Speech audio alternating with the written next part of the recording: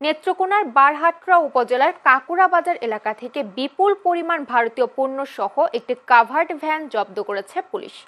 এই ঘটনায় ভ্যান চালক ও তার সহকারীকেও আটক করা হয়। বারহাট্রা থানার ভারপ্রাপ্ত কর্মকর্তা মোহাম্মদ কামরুল হাসান জানান, বৃহস্পতিবার সকাল ৯টার দিকে এই অভিযান পরিচালনা করা হয়। কাকুরা বাজার এলাকার সন্দেহজনকভাবে একটি কাভার্ড ভ্যান চলাচল করছিল। স্থানীয়দের সহায়তায় ভ্যানটি আটক করে থানায় আনা হয়।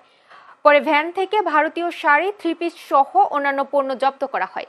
জব্দকৃত পণ্যের মূল্য আনুমানিক কোটি টাকা হবে বলে জানান তিনি।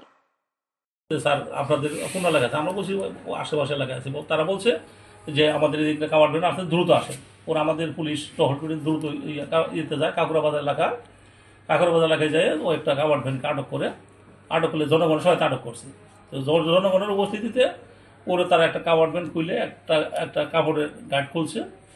কাপড় গার্ড খুলে দেখছে যে একটা বস্তা খোলার পর দেখো আমাদের ইন্ডিয়ান কিছু শাড়ি টাড়ি আছে। তো অনেক জনতা ছিল, এখানে হয়তো একটা বিশৃঙ্খলা হইতে পারে। তো ড্রাইভার এবং হেল্পারকে এই কাভার্ড ভ্যান সহ আমরা থানায় নিয়ে আসি আটক করে। এখন বিভিন্ন সাংবাদিক আপনারাও আছেন, সকলের উপস্থিতিতে আমরা এই কাভার্ড ভ্যান থেকে বস্তাগুলো বের করতেছি এবং মালামাল গণনা শেষে আইনানুগ ব্যবস্থা গ্রহণ করা হবে।